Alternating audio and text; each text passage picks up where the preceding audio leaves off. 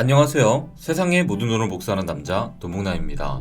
어제 영상에서 마이클 셀러 형님의 상황을 설명해 드렸습니다. 우려의 목소리가 커지니 마이클 셀러 형님이 직접 트위터에 걱정하지 말라는 메시지를 남겼습니다. 트윗의 내용은 이렇습니다. 처음 비트코인 전략을 채택했을 때 우리는 이미 비트코인의 변동성을 예상했으며 역경 속에서도 비트코인을 계속 홀딩할 수 있도록 대차 대조표를 구성했습니다.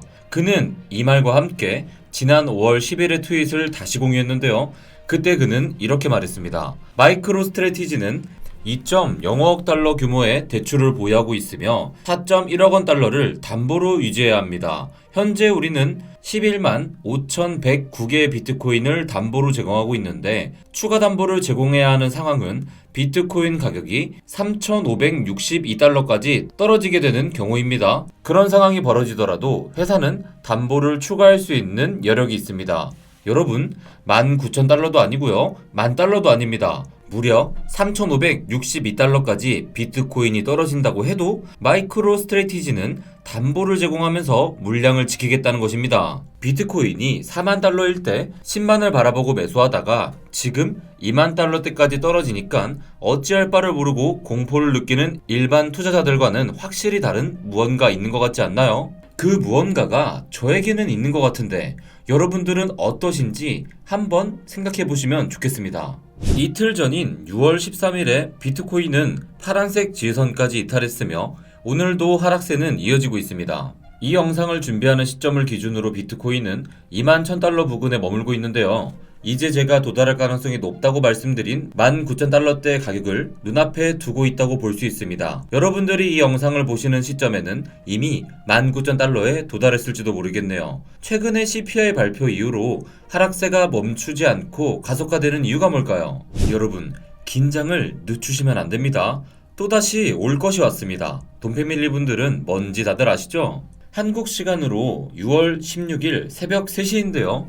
5월 FOMC 결과로 시장이 충격을 받은 것이 엊그제 같은데 이제 다시 6월 FOMC가 코앞으로 다가온 것입니다. 그런데 문제는 예상치보다 높게 나온 지난 CPI 결과로 인해 이번 FOMC는 더욱 매파적일 것으로 전문가들이 예상한다는 것입니다. 나스닥과 함께 크립토 시장이 계속해서 더 깊은 지하로 내려가는 것은 바로 이런 이유 때문입니다. 여러분, 현재 전문가들은 약 98%의 확률로 이번에 75bp의 금리 인상이 있을 것이라고 예측하고 있습니다. 25%의 금리 인상에도 벌벌 떨었던 시장인데 지난번엔 빅스텝으로 50bp를 올리더니 이제는 한 번에 75bp를 올리는 자이언트 스텝까지 사용해야 하는 상황이 된 것입니다. 그런 환경 속에서 미국 10년물 국채금리는 마의 3%를 훌쩍 넘어서 3.5% 부근까지 올라온 상태입니다. 현재 2014년의 고점과 2018년의 고점을 연결한 최선을 살짝 넘어선 상태인데 여기서 확실한 돌파가 일어난다면 시장은 더 충격을 받게 된다고 보시면 되겠습니다. 인플레이션 상황이 더 심각해지는 가운데 75bp를 한 번에 올릴 것이라는 부분은 이미 시장도 예측하고 가격에 반영이 되고 있는 상황이기도 합니다. 하지만 기준금리를 75bp 인상하는 상황을 예측하는 상황과 그것이 현실화된 상황은 무게감이 또 다릅니다. 보통 악재가 터지기 전에는 소문에 팔고 뉴스에 사는 전략이 먹히는 경우도 있지만 이번에는 성격이 조금 다를 수 있습니다.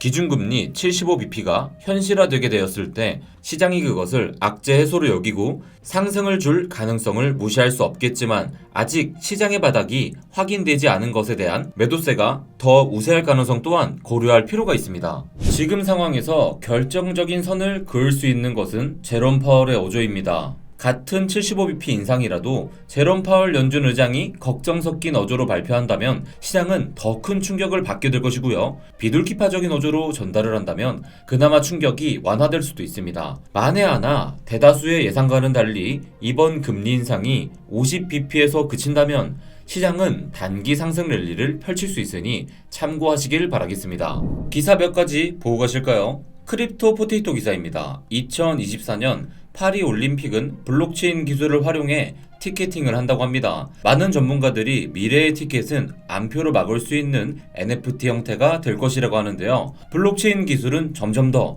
많은 곳에서 채택되고 있습니다. 뉴스와이어 기사입니다. 비트코인 IRA의 조사에 따르면 80%의 미국인이 은퇴 포트폴리오의 일부로 암호화폐 투자를 고려하고 있다고 합니다. 그 중에 40%는 가격 상승을 기대한다고 하고요. 25%는 포트폴리오 다각화의 목적이라고 하는데요. 미국인들이 암호화폐 투자를 많이 할수록 바이든 정부가 크립토 시장을 죽이기에는 힘들겠죠? 비트코인닷컴 기사인데요. 뱅크 오브 아메리카도 유사한 설문조사를 진행했습니다. 미국 성인 1000명 중 90%가 6개월 내에 암호화폐를 매수할 계획이라고 답했다는군요. 가격은 하락해도 투자 자산으로서 암호화폐 입지는 커지고 있고요. 이제는 바이든 대통령뿐만이 아니라 연준도 암호화폐를 쉽게 죽이지 못하겠네요. 캐나다의 비트코인 현물 ETF 포포즈 ETF에서 기록적인 큰 수량인 9,566개 BTC를 매수했다는 소식 아침 브리핑에서 전달해드렸는데요. 이로써 포포즈 ETF의 총 잔고가 47,908 BTC가 되었습니다. 저점에서 잘 주춤해 엄청난 양을 축축했습니다. 스큐에 따르면 6월 13일 당일에만 비트코인 현물 거래액이 70억 달러에 달했다고 합니다. 13개월 내 최대치라고 하는데요. 고점에선 비트코인은 버블이다. 저점에선 비트코인 죽었다. 계속해서 이야기해도 세력들과 기관들은 계속해서 주워 담고 있습니다. 그것을 반증하는 것이 바로 이번 거래액이죠. 그래서 계속해서 거래소 내의 비트코인 잔고도 꾸준히 줄어드는 거겠죠. 850억 달러가 날아간 장펑자오 형님, 얼마나 슬플까요? 하지만 그는 과연 진짜 슬플까요? 물론 슬퍼하고 있을 수도 있겠습니다. 하지만 그는 오히려 지금을 기회라 생각하고 활짝 웃고 있지 않을까 생각합니다. 지금은 비트코인이 잘못해서 떨어지는 것이 아닌 거시경제가 흔들리는 과정의 하락입니다. 투심을 잘 잡으시고 잘 대응하시길 바랍니다. 그럼 내일 라이브 방송에서 만나겠습니다. 안녕.